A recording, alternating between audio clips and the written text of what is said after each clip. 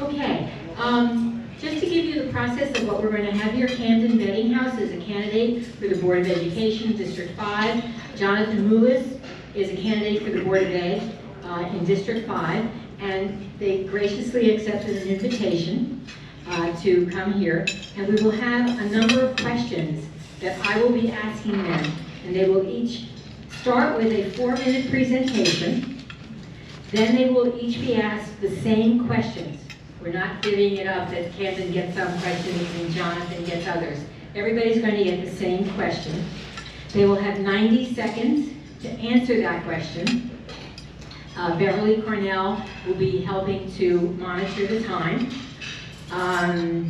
No questions will be taken from the audience during the event. I've actually reached out to people who submitted questions to me. And then at the end, each candidate will have 3 minutes for a closing statement. A timer will be used, and we're asking that each candidate stick to the time, and actually you'll be notified with a yellow paper when your time is getting close. You'll have 30 seconds left, and when it's ended, you'll be notified with a red paper. We do ask that the candidates not ask each other questions, as had happened at the last forum, or comment on what people have said to each other, to the audience. Our goal here is to have an informed and in-depth event that is enlightening and civil. The press was invited. I don't see anybody who's this gentleman is videotaping. Is anybody from the press here? I did invite the Observer to come, but they did not turn out. That's okay. We are videotaping this, and Mark, will this be on our website? Okay, and are we getting it to Kevin Wright? Is he going to put it up also? Yes. We'll have it in a number of different venues. Kevin Wright, who couldn't be here today, he's always videotaping many of the meetings, but he will get a copy of this also. Okay, we asked Jonathan Camden to come up to the front table, and there is a microphone there that we will share. And Beverly, you're ready to maintain the count. Okay. And thank you, both of you, for coming out today. We really appreciate it. And I congratulate you just for running for office. Having been an elected official for 26 years in New Jersey, I ran a lot of campaigns. And sometimes I had to run against the Republican Party, even though I was a Republican. It takes a lot of guts. It takes a lot of fortitude. It takes a lot of energy. You don't do things with your family that you should be doing. So anybody who runs for office, win, lose, or draw, I have to commend them because I've worn your shoes, as some of you in this audience have. And it's very critical that we have people who are willing to run for office. Okay, we're going to start with, yes?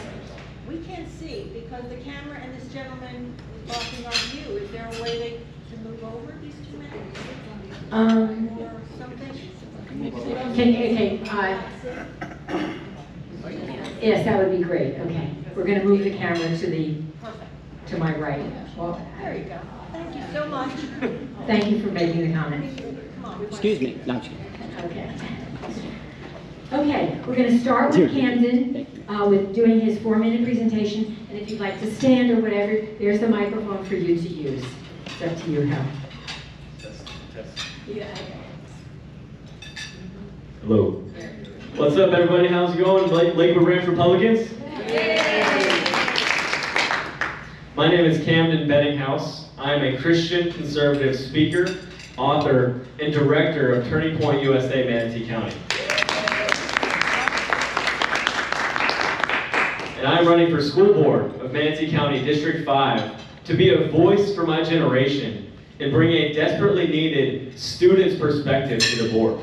Someone who's been through the modern system, knows the flaws, and knows what students are struggling with right now. Because if you haven't been a student lately, you should know that schools have changed. And we need a board member who's lived that change. The reality is, right now, my generation is struggling. We're the most anxious, confused, and suicidal generation in American history. And I refuse to just sit back and watch it happen. So I decided to stand up and do something, and that's why I'm running. And I have a very simple plan to get us back on track, to make sure the future is bright. And it's called the CAM plan. It's Common Sense Academics, which is about prioritizing reading, writing, and arithmetic.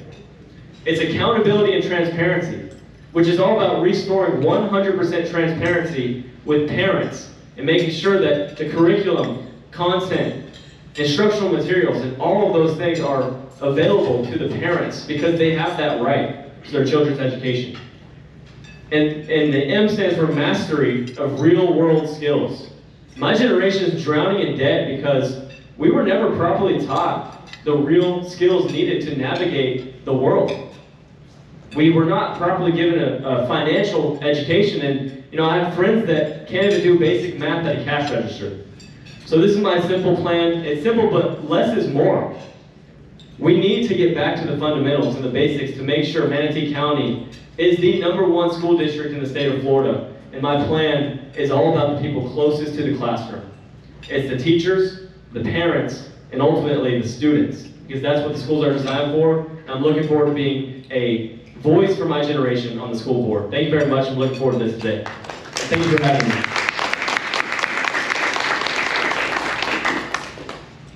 Good afternoon, everyone. I'm Dr. Jonathan Mullis, and first of all, I'd like to thank the Lakewood Ranch Republican Club for having us today, and thank all of you for paying to come listen to us talk, which I don't want to speak for Cam, but I'm pretty sure that we'll come talk to you and your entire community.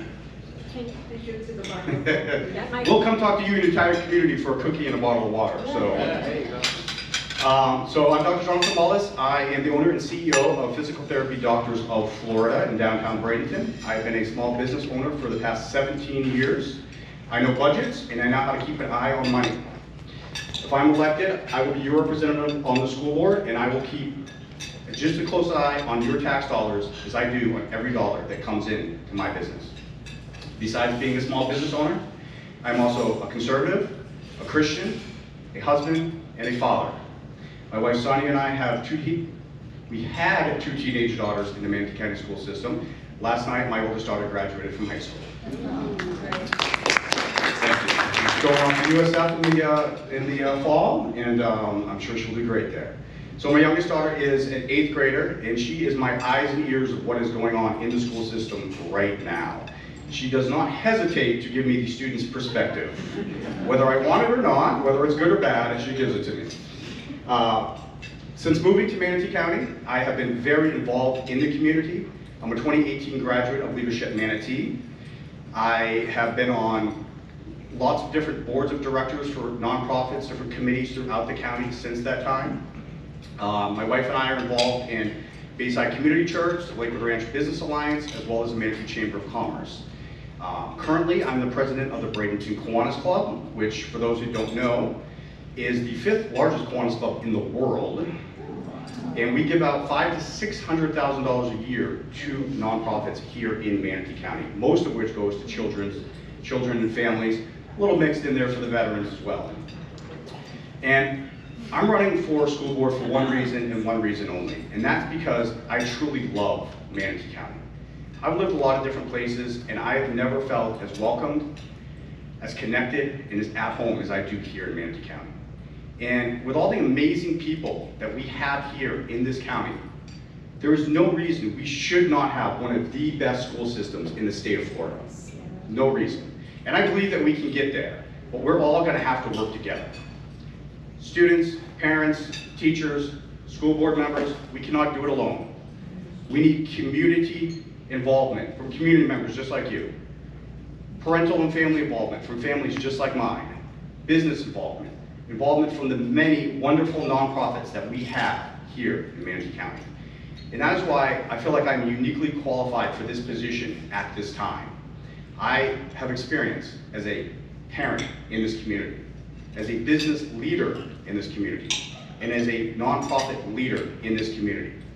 And I can help bring together all of the stakeholders that are going to be needed to make this school system truly great. Thank you.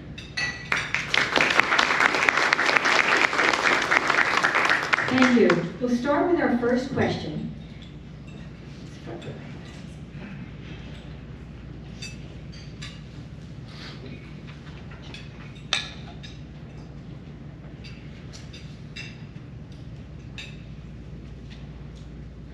As a school board member who often deals with complex personnel, legal and financial issues, how have you prepared yourself for these responsibilities? And we'll start with Dr. Mullis, and then go to Ken. I have lots of experience with personnel. I've been a small business owner for 17 years. I've had 3 different businesses. Prior to that, I worked at a very large, multi-billion-dollar medical center in Boston, where I ran the rehab department. I had over 50 employees. So I've dealt with lots and lots of personnel issues over the years. Had to hire lots of people, had to fire a few occasionally. Legal issues, they always pop up, especially with insurance. Haven't had any huge legal issues over the years, but we've definitely had lots of insurance things to deal with. Lots of requests for medical records and stuff from insurance companies, legal things like that. But I have experience with all kinds of different issues at this point. I've been managing and have my own business for, if you include managing, over 20 years. So I've dealt with lots of different issues, and I feel comfortable that I can pretty much handle anything that comes my way. Yeah, so for me, I'm a recent graduate of the University of South Florida, and while I was there, I was on the campus council, which we allocated millions in funding to different student organizations and clubs. So I had some experience there working with the budget, as well as students, staff, and teachers, which was really cool. And it actually prepared me pretty well for this, because it goes into some of the similar things. Another thing is, when I was in school in this county, when I grew up in Manatee County, I was also the student leader of the Fellowship of Christian Athletes, which is one of the clubs here. So I've dealt with a lot of different people at different times.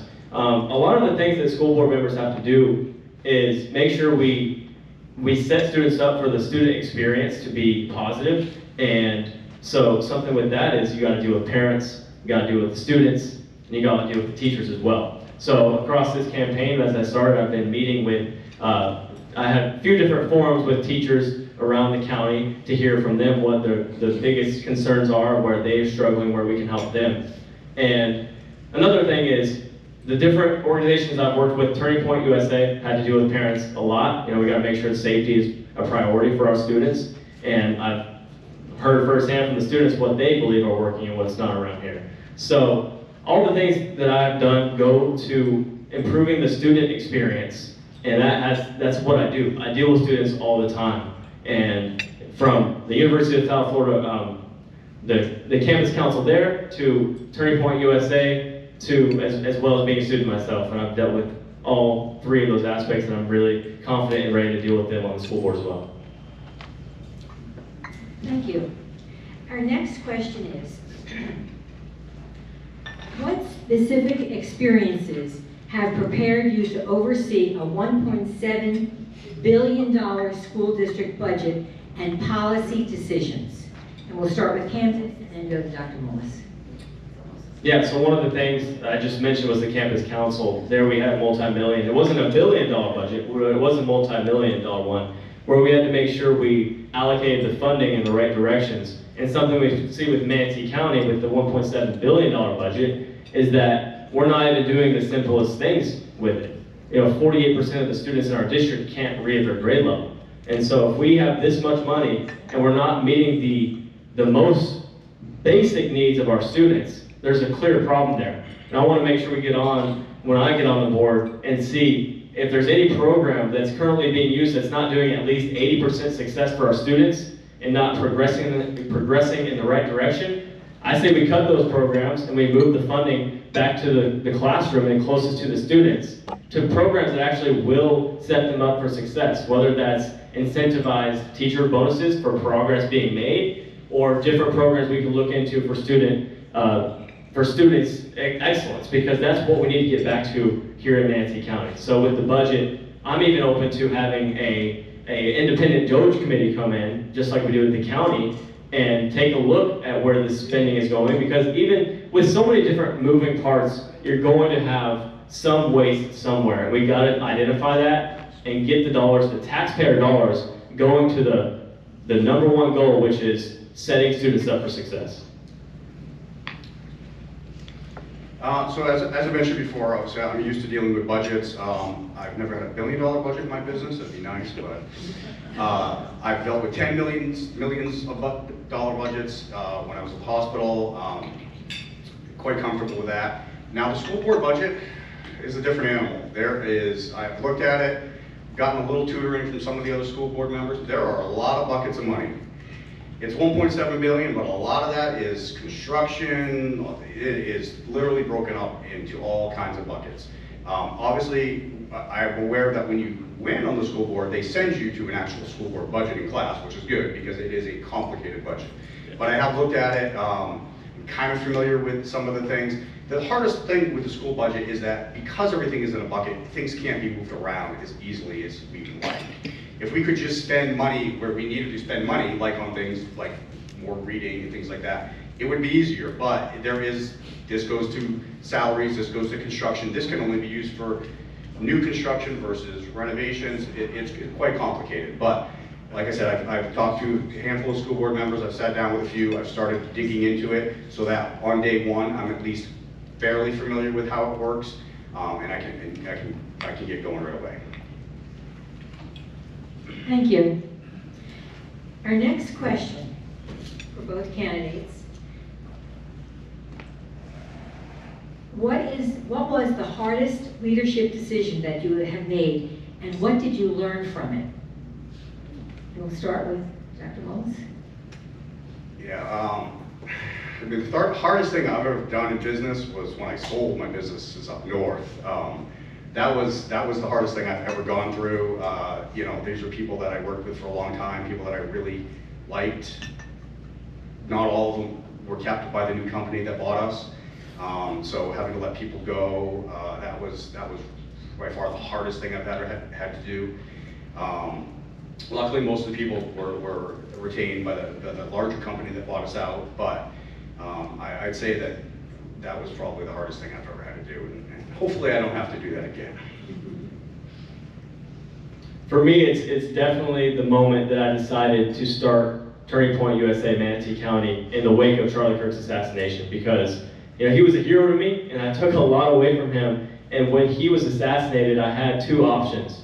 I could either run, I could let fear overtake me and run, or I could actually stand up and be a bold voice for my generation. And I decided to do that here in Manatee County. I decided to say, we need someone who's going to carry the torch and continue what Charlie Kirk started with Turning Point USA. And there was a lot, thank you. There was a lot of emotions there for me. I mean, I had a hard time doing it because you're gonna face backlash. You're gonna face difficult decisions. You're gonna see people that look at you differently, but no matter what, I knew I was doing the right thing. And I will continue to do the right thing, even when times are hard, and that's one of the things that I learned from that experience.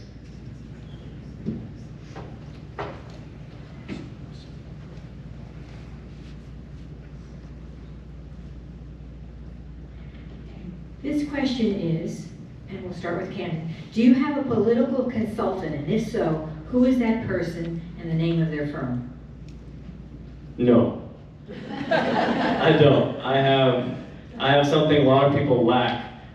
It's called common sense, and that's what I'm going to be using on the board. I don't have anybody telling me what to do or how to do it. This is my first time in a campaign, so I've had a lot of help from different moving parts, people who have experience in campaigns, but I don't have a political consultant.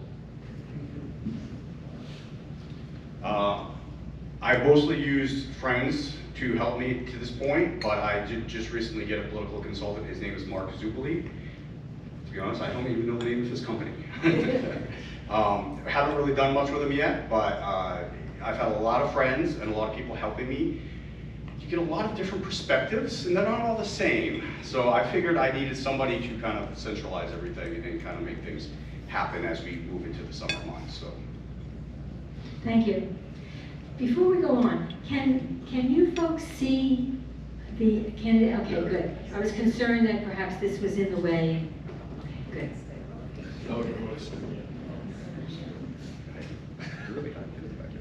good. Okay, raising money is a critical piece. And the question is, who are the majority of your donors and who are your major donors? And we'll start with Dr. Mullins. Well, up until very recently, all of my donors were basically friends of mine, people who had nothing to do with, who were friends of mine before I ever started campaigning. Recently, the last couple of weeks, I've started to get donations kind of coming in from places that were people that I knew real well before the election, or before the campaign. But up through the first quarter, pretty much was friends and family. That was all of them. Yeah, it definitely started with my family, my friends and family, just like you said. It's where any campaign has to start. You have to start with the people that believe in you and trust you. And that's where mine started. And then I actually got the opportunity to meet a lot of voters through the first step of my campaign, which was to get petitions signed to get my name on the ballot. You had to get, for our district, it was 786 official petitions signed and verified. And so throughout that process, I was actually able to meet a lot of people, and I did get some donations from some of them, which was very kind. And it really just tells a lot about the person. You know, they believed in me when I got to talk to them and spend some time with them. But I am proud of that process that I went through. I was able to turn in over 1,000 petitions to the Supervisor of Elections office, and I will be qualifying by petition this August for the primary. At this point in time, have you been endorsed by any elected officials, organizations, local and state prominent persons? And if so, who are they?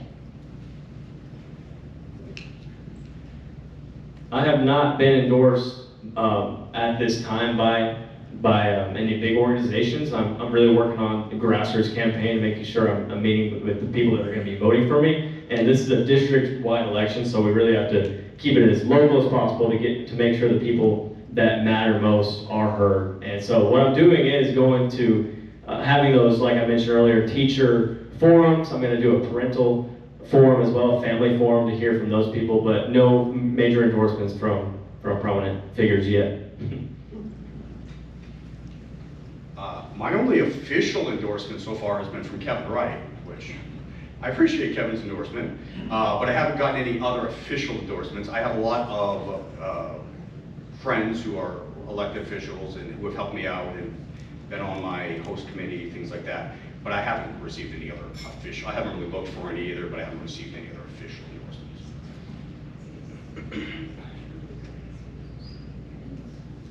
What do you think are the key qualifications that a school member should possess? And what is the primary reason for people to vote for you? We'll start with Dr. Willis. Yeah, so the main function of the school board is, one, to look over the budget to make sure that, to direct how things are going to be spent.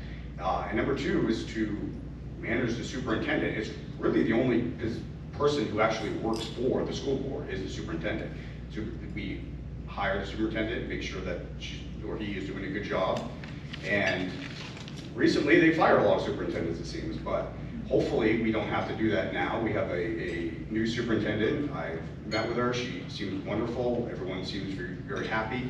And she's fairly young, so hopefully we are all set for a while. But besides the superintendent, it's the budget, really. And making sure that things get allocated where they need to get allocated, changing what can be changed. We obviously need to spend more money on reading. I'd like to see more money being spent on career and college counseling, particularly career counseling. A lot of kids go off to college, that's great. If they're not going off to college, what are they doing? And I would like to see a little bit more money shifted towards making sure that every kid that graduates from high school graduates with a plan. Not like, I'll figure it out afterwards, because sometimes it's hard to figure out after the fact. We have some great organizations here in Manatee County. We have SCF, we have MTC. I was just at MTC last week. Amazing programs over there. We need everyone who graduates from our high schools to know what their next step is.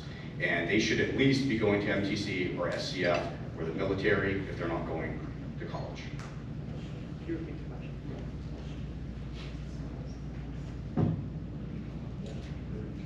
What are the qualifications that a school board member should possess? And what is the primary reason for people to vote for you? Well, I mentioned earlier, the number one qualification any school board member has to have is something called common sense. if you get the wrong person in office, even at a local level like the school board, a lot of things could go wrong because we do set the district policy. We want to make sure we keep anything that's harmful to minors out of our curriculums. And if you have the wrong person with an agenda who doesn't have common sense, they could easily let these things steer them in the wrong direction. And so that's the number one thing. For the reason why I should be the next school board member of District 5 is because I have that common sense and I also have a passion and a drive for this community. I see what my generation is struggling with. I see how detrimental some of these things can be. And I spoke about it a second ago, but when my 10-year-old sister was, she was subjected to gender ideology. And unfortunately, this kind of stuff at a young age, children are extremely moldable to everything they see and hear. And they basically tried to tell her that you can change your gender and it's fluid. You can decide that later. And so for a 10-year-old girl to hear that, it's very detrimental. And luckily, at the time, she was enrolled in a virtual program. When during COVID, a lot of parents got to see what was going on. And during that time, my mom was able to overhear that and take it out before it ever got to her. But if you have the wrong person in the position who wants these kind of things on the board, who doesn't want to stand up and fight, then the future is not clear. And I want to make sure we have a bright future that sets students up for success, and that starts with common sense academics.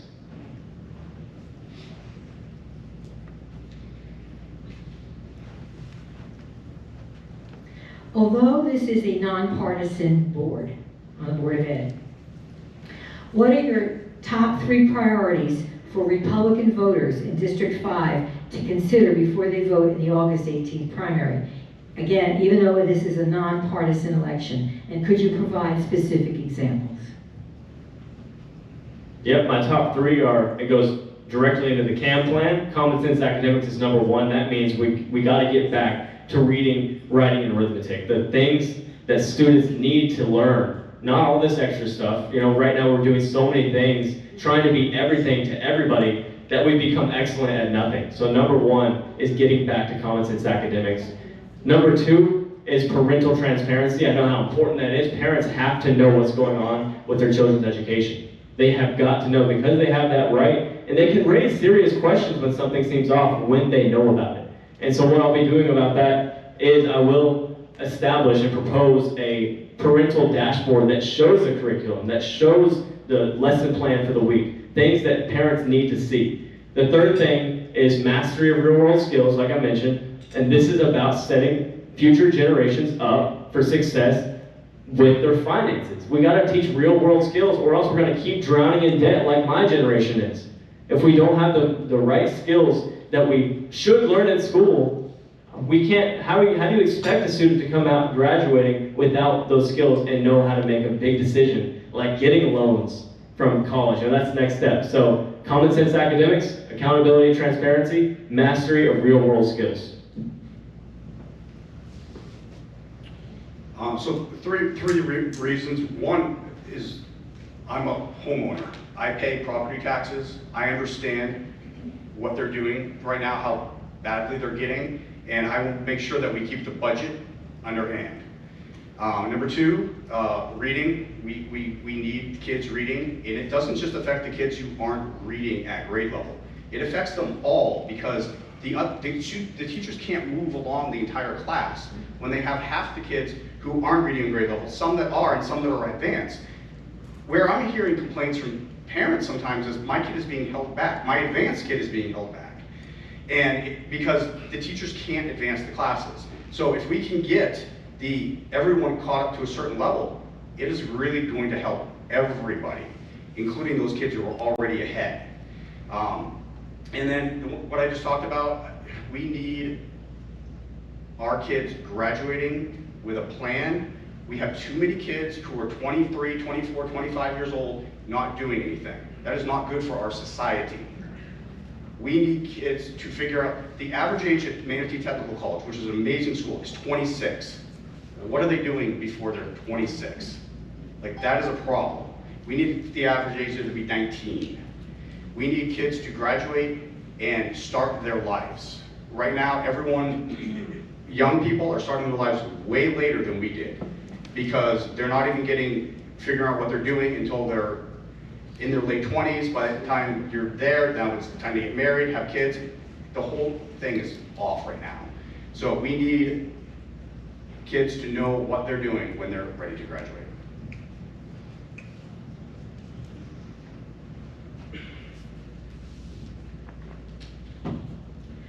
Who are the political, philosophical, or moral thinkers that have influenced your approach to public service as a potential school board member? That's quite the question. Yeah, that's a Bruce question. That's a what? That's a Bruce question. A Bruce question. So, I mean, I like to read everything. I love history. You know, little Marcus Aurelius is a great philosopher. Right now, most of my time is spent listening to or reading history. I love presidential history. Right now, I'm just finishing up a book, The Anxious Generation by Jonathan Haidt, which is very, very interesting. Talks about why this generation is so anxious and why they are so confused. And it's not really school, it's not really teachers, it's social media. Social media, phones, video games, they have this stuff in their pocket all day, every day. And that is really what is causing issues with our younger generations right now. Generation X is the first generation to grow up with social media as adolescents. And it has been a detrimental impact on their health. And Cam has mentioned it, it's a big problem right now. How the school can fix that? Well, we can try to limit their being on their phones, limit their social media in school, and limit them being on all devices. I would like to see a lot less device use in the school than we currently have.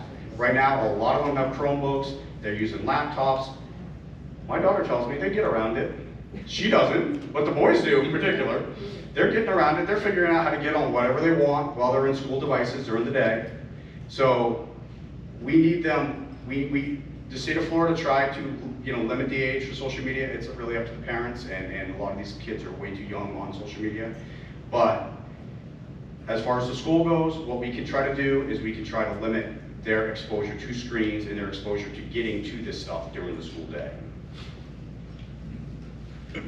With all due respect to my opponent, and I do believe social media is a big part of it, but when you have schools that are lacking the fundamental aspects of an education, you have to expect kids to be anxious. When they can't read, their confidence is destroyed. They can't do anything else. When you see certain teachers trying to force a political agenda on a 10-year-old girl, of course they're going to be anxious. Of course they're going to be confused.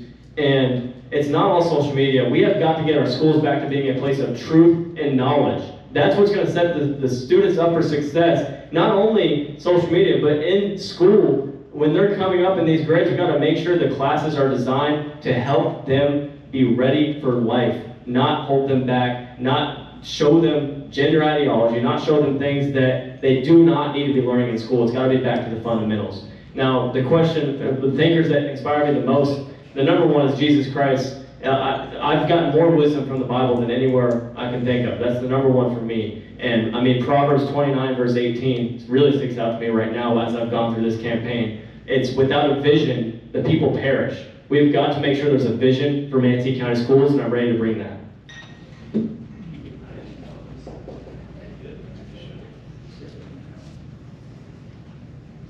What do you think are 3 issues that need to be addressed by the current Manatee County School Board that have not been addressed?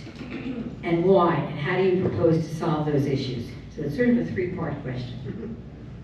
Yes, I know. Let me see if I can simplify it. I'm not sure who's the exact question.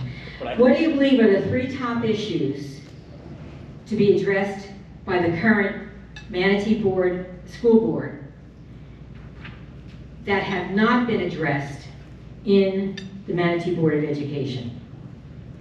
So we're looking at 3 issues that you think are important that have not been addressed by the Manatee Board of Ed.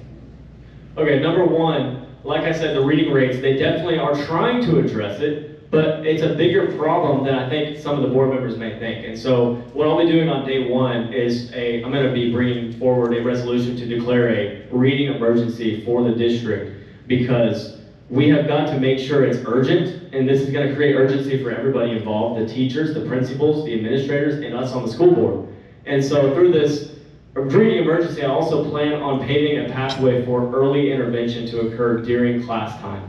Because right now, there's great organizations that can catch a student up at whole grade level in just 10 hours, but they're only allowed to go in after hours when the children are tired from hearing lectures for 7 hours, or before school when they're just waking up. We gotta get them in the classroom during the already mandated reading time to make sure we're catching them up on grade level, because that's where it all starts. And so they have not addressed that yet, and I'm excited to be doing that. Number two, we are one of the districts, we're 35th out of 67, like I mentioned. One thing that they have not addressed is looking to other districts to improve ours. And one thing specifically is our safety. Yes, we have metal detectors. Yes, they've gotten a fence up on most schools. But one thing is the vaping. A lot of parents come to me with concerns as a candidate that their students are subjected to vaping all the time. They see it in places during school. And I have a plan to combat that. I've actually talked to many parents about it. And one thing from another district, like I mentioned, that we got to learn from, Hillsborough County has addressed this head on. They've brought in these sensors called halo sensors that can detect nicotine and other chemical substances that are used in vape in places that aren't in the classroom around the campus, that will detect them to alert people to know where it is and prevent it from happening. And we don't have to use our own money to fund this. There's a vape-free Florida fund that we can pull funding from and put it directly to use these sensors. So I say, why not learn from them and put it to use maybe on one school first, see how it goes and see if it improves. Third issue is this: parental transparency. Yes, parents right now have a dashboard where they can see the grades of their student and how they're doing, but they can't see all the aspects that they deserve to know, which is the curriculum content, which is the supplemental programs being used during class. There's certain programs that they don't necessarily see that the students do use in the classroom. And so that's the third one, and I will be addressing that with that parental dashboard that I'm going to be bringing. So the biggest complaint that I hear from parents is the communication. First of all, many schools are on different platforms. So some parents have kids in elementary school, middle school, high school. They're getting 3 different apps that they have to have just to keep up with their kids. Some are getting emails, some are getting text messages. And I know that the district is trying to work on this. I'm on the strategic planning committee for the district. And it's something that they're trying to address, but it has been an ongoing issue of how do we communicate more effectively with the parents. Number 2, I agree, reading is something that they're also trying to work on, but what I would like to see is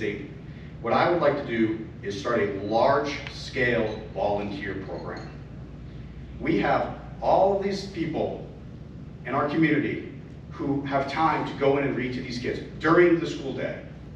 We need business leaders, we need community leaders, we need to get these programs, the people.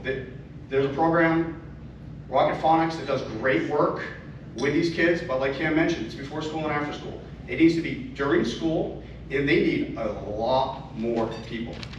We do not have the funds to be hiring hundreds of reading teachers, but we have the resources here in Manatee County to be bringing in hundreds, if not more, people that can read to these kids an hour a week, 2 hours a week, 3 hours a week. And the research shows that the only effective way to catch them up is one-on-one with them, at least 3 times a week, at least 20 to 30 minutes each time. But where they are getting 20 to 30 minutes multiple times a week, one-on-one with these kids, they are getting caught up. It is happening, but it is not happening on the scale that we need it to happen. And so one of my biggest proposals, working with the Chambers, Lakewood Business Alliance, all of these other programs that I'm part of, is to have a large-scale volunteer program that can go in and help these kids get to where they need to be. Can't mention the vaping. My kids, you don't even need to go out of county. My kids go to a charter school. There's vape detectors everywhere in that school. If you use spray deodorant, you will get caught for vaping. There's vape detectors in the locker rooms, there's vape detectors in the bathrooms. They are all over it when it comes to that. Remind me, Beverly, does yellow mean we're done, or does that mean we're halfway done? 30 seconds. 30 seconds. All right, well, I'm good.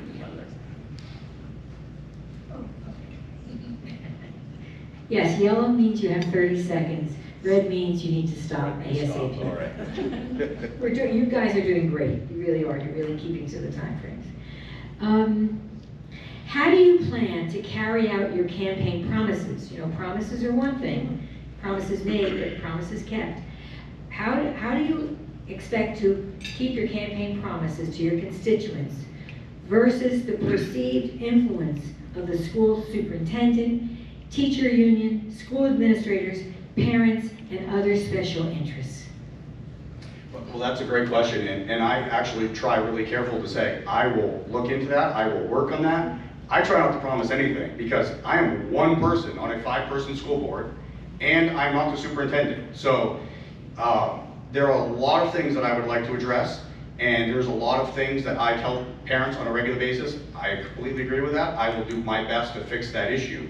But I try not to make any promises, because we are only one person.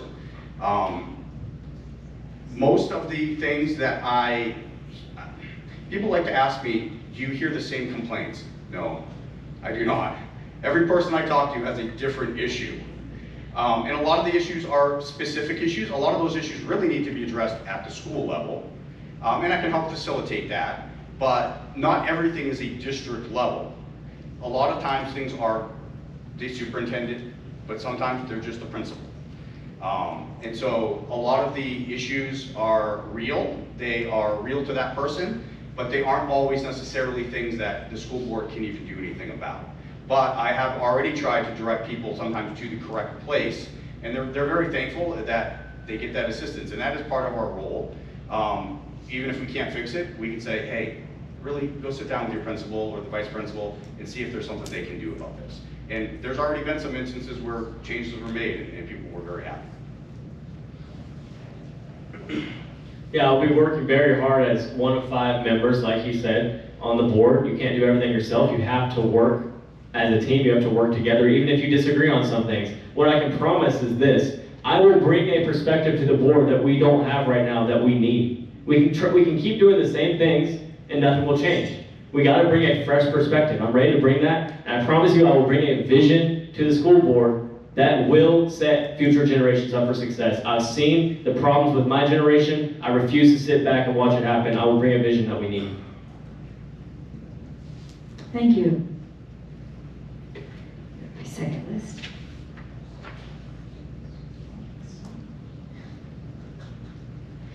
If elected to the school board, and if other school board members have a different approach or different priorities than you, how do you plan to work effectively with the other school board members to achieve what it is you hope to do?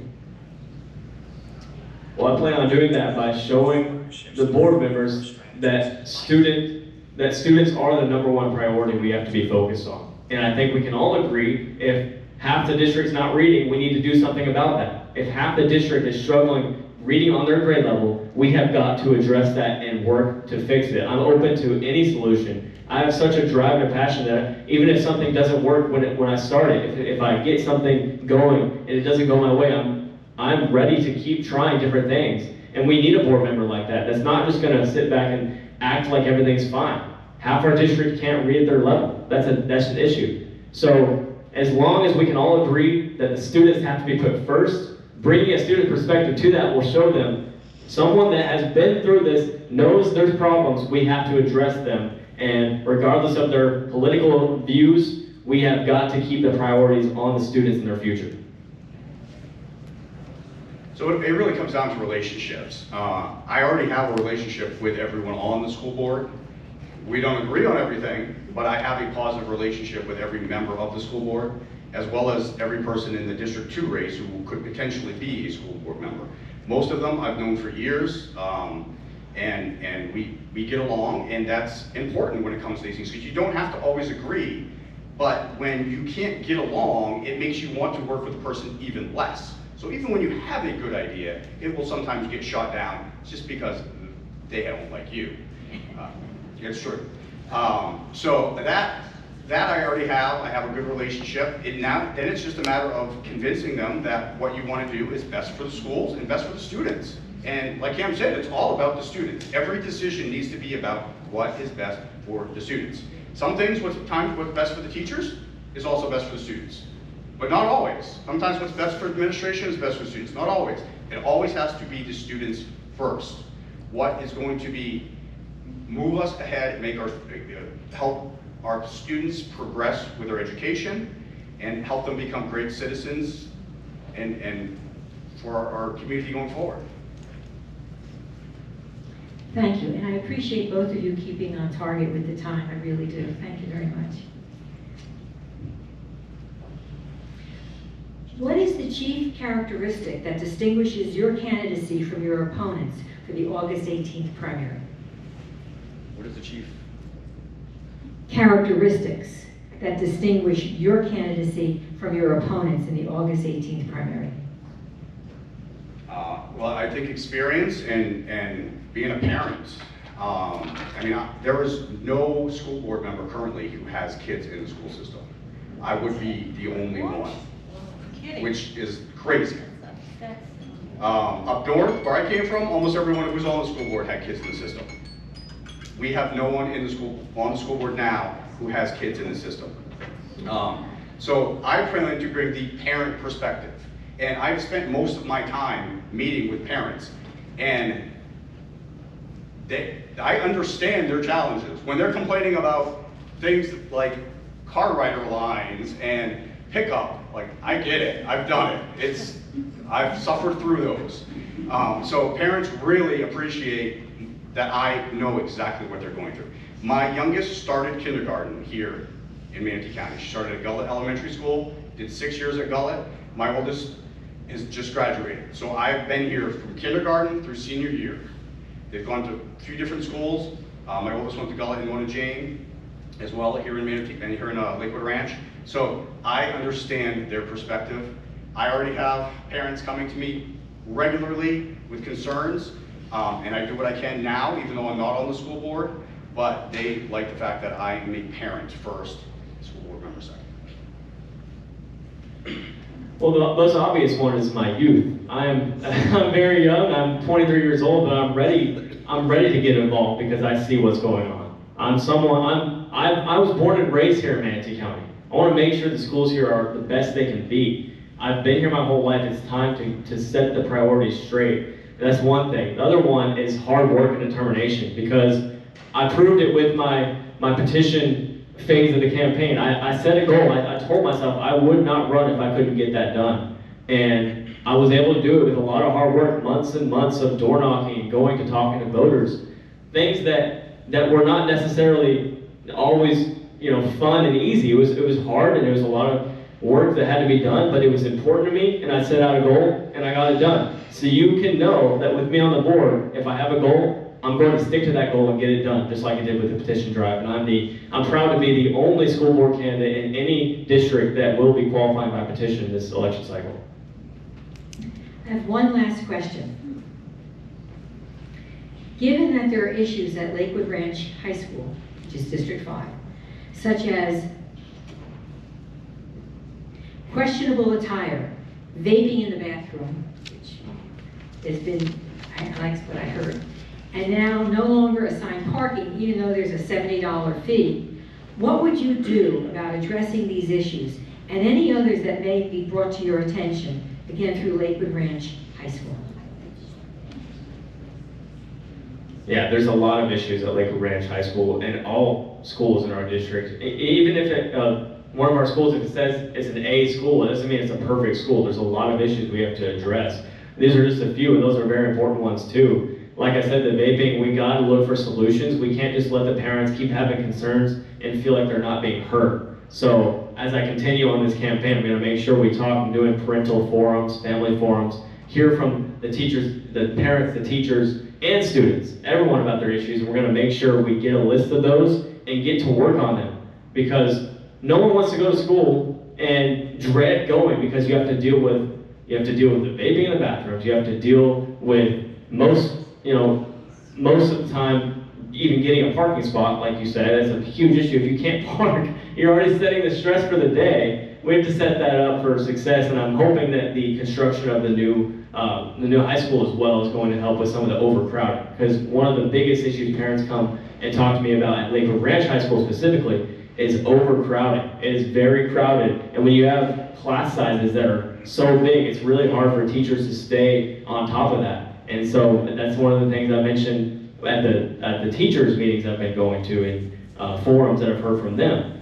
They, like Jonathan said, when they have a big class and some of them are behind and some of them are ahead, it's not always easy to help the ones that are on pace exceed and excel when you have to worry about so many. So what we got to do is we got to address every school in this district in the county by setting the priorities straight, getting them reading, setting them up for success, and making sure parents are involved and know what's going on. Parents are not choosing public schools right now. You can see that. They're choosing charters, they're choosing homeschool because the transparency is not there. They have not got, the public school has not done what it's supposed to do in this country, and I plan on being a part of the change to make sure it's back to what matters most, the students and their parents knowing exactly what's going on. Yeah, so I have a lot of parents whose kids go to Lakewood Ranch High School. I've heard a lot of complaints about Lakewood Ranch High School. I was there recently for Big Bang Theory for Manatee Chamber, which is a great program that they run. And it was, I don't know, February or March, and we all had winter jackets on in the auditorium, and we were still freezing. So that school, it needs a little TLC. And it's one of my biggest priorities if I get on the school board. We have a brand new high school opening in Lakewood Ranch, but we have another one that's sort of falling apart a little bit. So we can't open a brand new high school and have another one falling apart and expect that everyone's not going to choose into the new high school. So they have certain things at Lakewood Ranch High School that are beautiful, new. They need some TLC over there. They really do. They need some vape detectors in the bathrooms. They need some air conditioning fixes. They need a lot of things over there. And one of my priorities is to get some money into that school. It's not the oldest school, but it's been a while since it was renovated. And there's certain things that definitely need some attention. The parking issue is something I have heard about from several parents recently. They are not happy. I'm not sure if they have come up with a solution or not yet. But they're still charging them, but they no longer have an actual spot that they can paint and be their spot. Which, without having their own spot, it is a bit of a, you better get there early because you might not get to go to school that day if there's not enough parking. So it is definitely an issue that needs to be addressed. So there's stuff that needs to be done inside that building, there's stuff that needs to be done outside that building. Lakewood Ranch High School needs some attention, no doubt. Thank you both. I'm now going to provide you with 3 minutes as closing remarks. And so, Cam, if you would start with that, and then Dr. Mullis, you would be second. Sure, well thank you very much everybody for coming out and listening to us today and for inviting us, because it's very important right now to know your candidates and know what they stand for. You can better bet I have the students' interest at heart because I just was one. I want to make sure this school district is set up for success in multiple ways. Like I said, the CAM plan, if you take anything from this, remember, common sense academics, accountability and transparency, mastery of real world skills. We're going to get it back on track because we're going to set up the future generations. You know, we have our struggles. I hate to see it happen. I'm going to look at the future ones and make sure they have a bright future ahead of them by looking at the schools and saying, we can be proud of our school because we are taught how to read. We're not taught a bunch of this extra stuff. And I will make sure when I'm on that board, I do everything I can to set the future up for success. I was a student, I just came out of the system. It's time for a student to get on the board, someone who's been through it, to give a perspective that we don't have, and I'm ready to do that. The future looks bright. Thank you very much, everybody.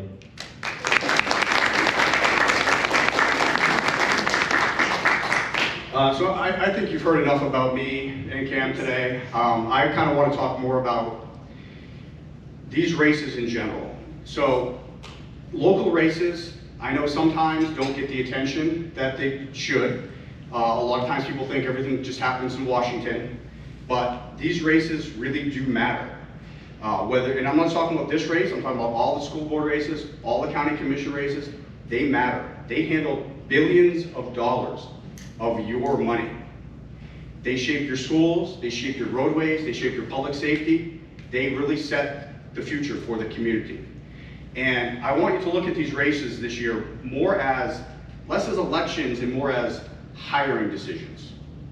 Pretend you have your own business, and many of you have or still do, and you are stepping away. You're not selling, but you're stepping away. Spend more time with family, play a little more golf, play more pickleball. And you're hiring somebody to replace you. What would you look for in that person? Do you want somebody who has experience? Do you want somebody who is good with customer service? Do you want somebody who can look at your budgets? Do you want somebody who can hire, fire? Somebody who's had challenges they dealt with and solutions they've come up with. Who would you hire for your business? And I want you to look at all of these local elections like they are your business. Because you may not be the majority shareholder in Manatee County, but you are a shareholder. And these positions really do matter. So this year in August and November, I want you to get rid of the noise, get rid of the shiny objects, and focus on who would you hire for all of the county commission and all of these school board seats if it was your business. Thank you.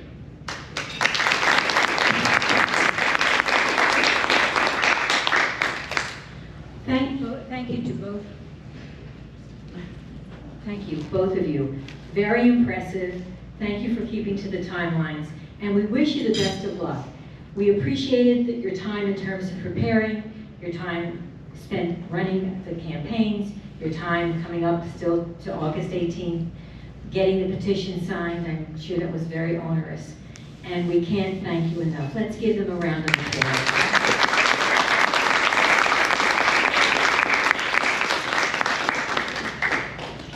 Okay, we have a few more things to do on our agenda here.